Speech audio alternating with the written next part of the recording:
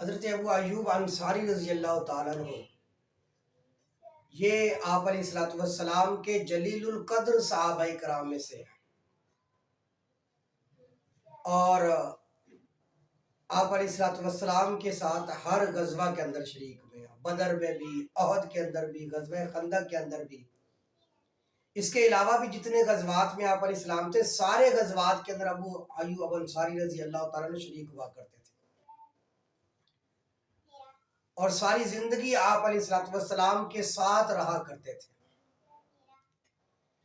یہ وہی ابو ایوب انصاری رضی اللہ تعالیٰ عنہ ہے کہ جن کو اللہ تعالیٰ نے یہ شان بھی عطا فرمائی ہے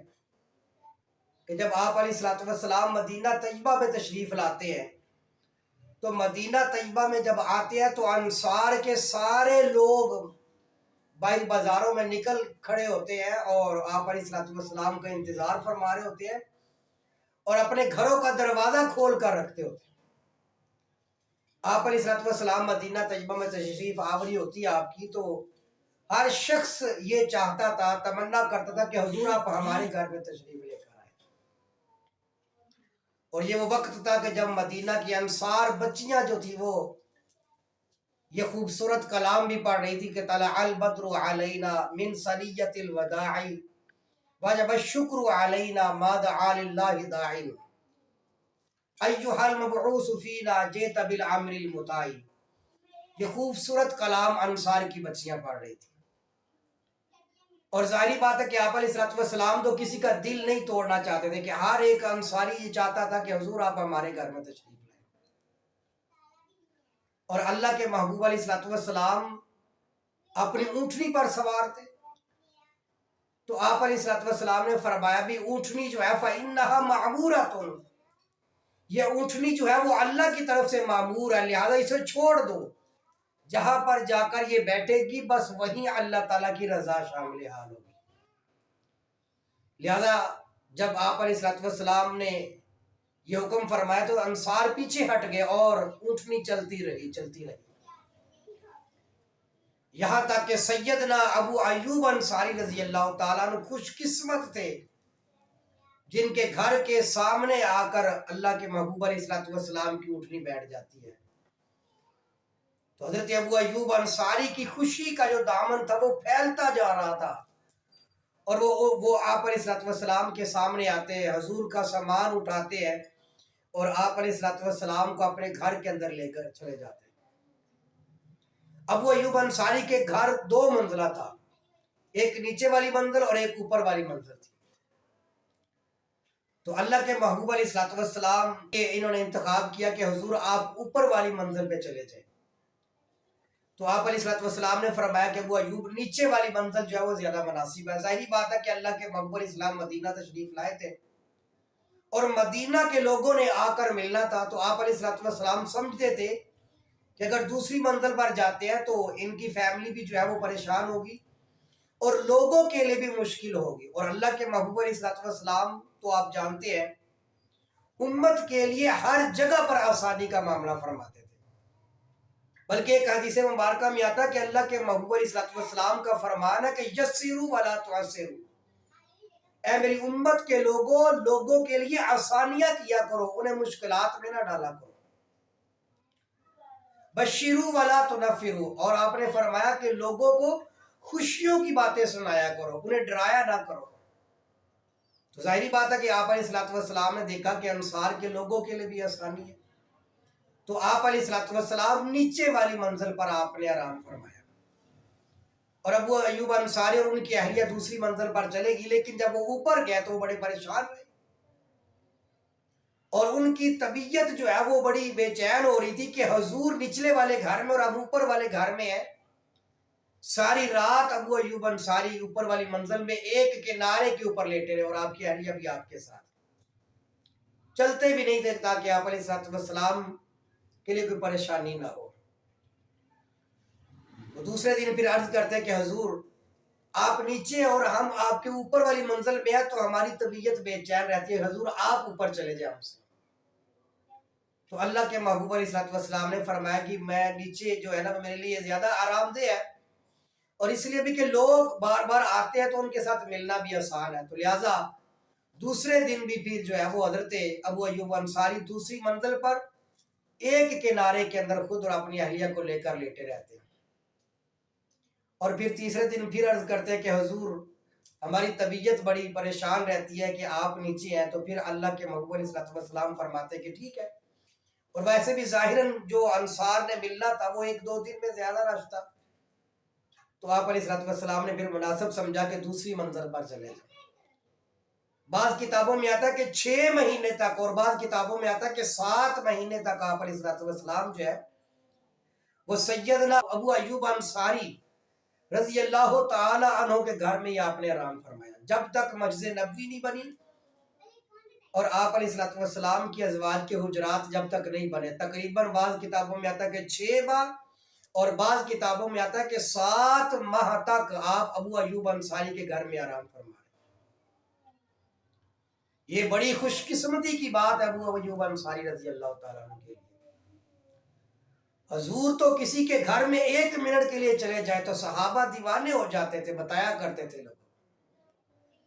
اور ابو ایوب انصاری وہ خوش قسمت انسان ہے کہ اگر رسول اللہ کی اونٹنی اگر رکی ہے تو ان کے گھر کے سامنے رکی ہے، اور 7 مہینے تک آپ علیہ السلام نے ابو ایوب انصاری کے گھر میں قیام فرمایا رضی اللہ تعالیٰ،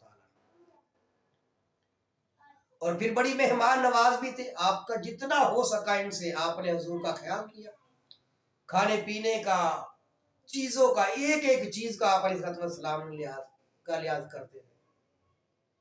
لہذا کچھ عرصہ گزرتا ہے، عبداللہ بن عباس فرماتے ہیں رضی اللہ تعالیٰ عنہ کو، ایک دن سیدنا ابوبکر صدیق گھر سے باہر نکلتے ہیں، سخت گرمی کا عالم ہوتا ہے، تو سامنے سے عمر ابن خطاب سے ملاقات ہوتی ہے، تو حضرت عمر پوچھتے ہیں کہ ابوبکر اتنی گرمی میں کیوں باہر نکلے؟ سیدنا ابوبکر صدیق فرماتے ہیں کہ عمر بھوک کی وجہ سے، بھوک بہت لگی تھی اور گھر میں کھانے کی چیز کوئی نہیں تھی، تو میں اس وجہ سے باہر نکلا۔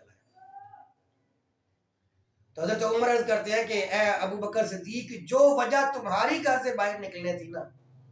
وہی وجہ میری ہے کہ مجھے بھی بھوک نے ستایا تو میں گھر سے باہر نکل آیا۔ اسی عالم کے اندر سرکار دو عالم صلی اللہ علیہ وسلم بھی تشریف فرما ہو جاتے ہیں، آپ بھی تشریف لے آتے ہیں، اور آپ ان دونوں کو جب دیکھتے ہیں تو آپ پوچھتے ہیں وجہ کیا ہے، تو یہ وجہ بتاتے ہیں، تو اللہ کے محبوب علیہ السلام جو ہے وہ قسم اٹھا کر فرماتے ہیں کہ اے ابوبکر اور عمر، جس وجہ سے تم گھر سے نکلے ہو اسی وجہ سے میں بھی گھر سے نکلا۔ لہٰذا آپ علیہ السلام جو ہے پھر ان دونوں کو لے کر سیدنا ابو ایوب انصاری رضی اللہ تعالیٰ کے گھر میں جاتے ہیں۔ اب دیکھیں، اس سے آپ اندازہ لگائیں کہ ابو ایوب انصاری کس قدر حضور کے میزبان تھے، کہ بن کہے اگر حضور کسی کے گھر میں چلے جائے تو وہ کتنا حضور کے دل کے اندر پیارا ہوگا۔ آپ ابو بکر عمر کو لے کر گھر جاتے ہیں ابو ایوب انصاری کے، تو ان کی اہلیہ ہوتی ہے گھر میں۔ حضور پوچھتے ہیں کہ اے ام ایوب، ابو ایوب کہاں ہے؟ یہ بات کرتے ہیں تو ابو ایوب انصاری ساتھ ہی ان کے گھر کے باغ ہوتا ہے، وہاں پر وہ کام کر رہے ہوتے ہیں، اور وہ سمجھ جاتے ہیں کہ آقا علیہ السلام کی آواز ہے، وہ وہاں سے بھاگتے ہوئے آتے ہیں اور کھجوروں کا خوشہ توڑ کر لاتے ہیں اور حضور کی بارگاہ میں پیش کرتے ہیں۔ اس میں کچی بھی ہوتی ہیں، پکی بھی ہوتی ہیں، درمیانے درجے کی بھی کھجوریں ہوتی ہیں، تو آپ علیہ السلام جب دیکھتے ہیں تو فرماتے ہیں کہ ابو ایوب، آپ نے پکی پکی کیوں نہیں توڑ کر لے کر آگے ہمارے لیے؟ سنیے سیدنا ابو ایوب انصاری کی محبت کا عالم دیکھیں، عرض کرتے ہیں کہ یا رسول اللہ صلی اللہ علیہ وسلم، میں اس لیے کھجوروں کا خوشہ لے کر آ گیا جس میں کچی بھی ہیں پکی بھی ہیں، تاکہ اللہ کے محبوب علیہ السلام کو جو پسند ہوگی، کچی ہوگی یا پکی ہوگی، جو بھی پسند ہوگی تو میں ہر طرح کی لے کر آ گیا ہوں، تاکہ حضور کو جو چاہت ہوگی، حضور کو جو پسند ہوگی وہ کھا لیں گے۔ اور وہ حضور کی بارگاہ میں پیش کرتے ہیں، کہتے ہیں حضور آپ چند منٹ بیٹھے، میں ابھی جو ہے وہ آپ کے لیے کھانا تیار کرتا ہوں۔ لہٰذا عرض کرتے ہیں کہ حضور ایک بکری گھر میں کھڑی ہوئی ہے تو میں اس کو بھی ذبح کر کے آپ کے لیے بھی کھانا تیار کرتا ہوں۔ تو اللہ کے محبوب علیہ السلام فرماتے ہیں کہ ابو ایوب انصاری، جو بکری دودھ دینے والی ہے اسے ذبح نہ کرنا۔ کہتے ہیں ٹھیک ہے یا رسول اللہ۔ وہ اندر جاتے ہیں، بکری کو ذبح کرتے ہیں اور اپنی اہلیہ سے کہتے ہیں بھی کھانا تیار کرو۔ وہ آٹا گوندتی ہے، روٹیاں پکاتی ہے، کھانا تیار کیا جاتا ہے اور حضور کی بارگاہ میں لایا جاتا ہے۔ کھجوروں کے خوشے بھی پیش کیے جاتے ہیں، گوشت بھی پیش کرتے ہیں، اور ان کی اہلیہ روٹیاں بھی بنا کر حضور کی بارگاہ میں پیش کرتی ہے، اور ٹھنڈا پانی بھی وہ ایوب انصاری پیش کرتے ہیں۔ اب سخت بھوک کی حالت میں آپ دیکھیں کہ یہ چیزیں جب ملتی ہوں گی تو حضور کی کیسی دعائیں نکلی ہوں گی ابو ایوب انصاری کے لیے۔ آپ نے کھانا کھایا، کھجوریں کھائی، ٹھنڈا پانی پیا، ابو بکر اور عمر نے بھی سارا کچھ کھایا۔ کھانے کے بعد آپ نے فرمایا کہ ابو بکر، عمر، یہ ہے وہ چیزیں ثم لتسألن یومئذ عن النعیم، جن کا ذکر قرآن مقدس میں آتا ہے کہ قیامت والے دن تم سے اللہ کی نعمتوں کے بارے میں سوال کیا جائے گا۔ یہ آج ٹھنڈا پانی اور گوشت اور کھجوریں یہ اللہ تعالیٰ کی نعمتیں، لہذا ان نعمتوں کا قیامت والے دن بندے کو حساب کتاب دینا پڑے گا۔ تو یہ بہترین قسم کی میزبانی فرمانے والے بھی سیدنا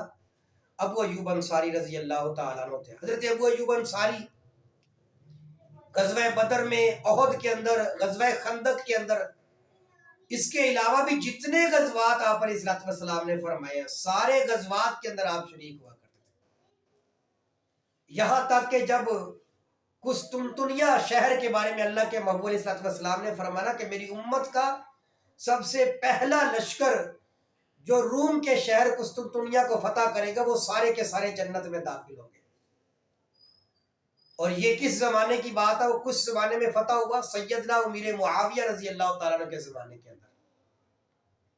تو سیدنا ابو ایوب انصاری حضور کے ساتھ جتنے غزوات ہیں ان میں بھی شریک ہوئے۔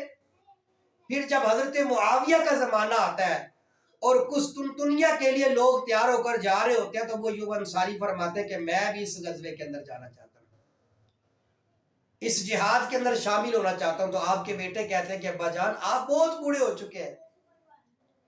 دشمن کا مقابلہ نہیں کر سکتے، تو لہذا آپ رہنے دیں۔ تو آپ فرمایا کرتے تھے کہ رب نے قرآن کے اندر تو ارشاد فرمایا ہے انفروا خفافا وثقالا وجاہدوا فی سبیل اللہ،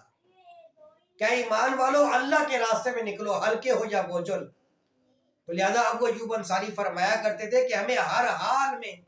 اللہ کے راستے میں نکلنے کا حکم ہے۔ لہذا پھر قسطنطنیہ کے لیے جو لشکر جاتا ہے اس کے اندر بھی سیدنا ابو ایوب انصاری رضی اللہ تعالیٰ جو وہ شریک ہوتے ہیں۔ اور پھر اس کے اندر جب بیمار ہو جاتے ہیں نا، تو بیماری کی حالت میں یہ ہے، اس وقت یزید بن معاویہ جو تھا وہ اس لشکر کا امیر تھا اس کے اندر، تو ان کو آپ وصیت فرماتے ہیں کہ اے یزید، جب تک میں زندہ ہوں میں تمہارے ساتھ رہوں گا، اگر میں فوت ہو جاتا ہوں، میری وفات ہو جاتی ہے، تو جہاں تک ممکن ہو میری لاش کو بھی اٹھا کر لے جانا آگے تک، تاکہ میں قیامت والے دن جب اللہ مجھ سے پوچھے کہ ابو ایوب انصاری آپ نے کیا کیا دنیا کے اندر، تو میں عرض کروں گا یا باری تعالیٰ جب تک زندہ تھا تب تک بھی تیری خاطر، تیرے نام کی خاطر جہاد کرتا رہا،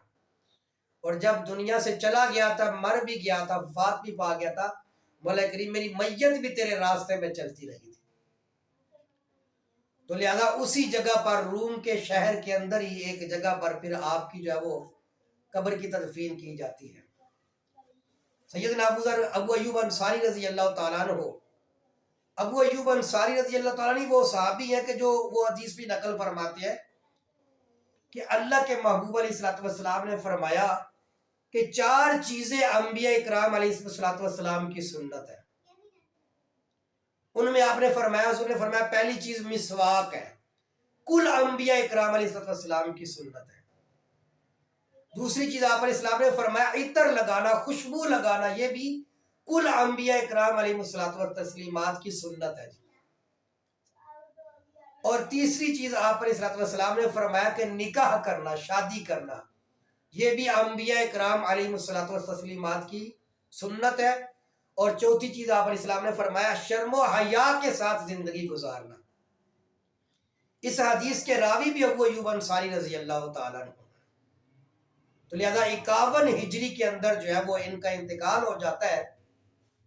اور پھر وہی پر اللہ کے راستے ہی کے اندر ان کی قبر بنتی ہے، اور ہمیشہ کے لیے پھر وہیں پر آرام پائے جاتے ہیں۔ ایک روایت میں یہ میں نے پڑھا تھا،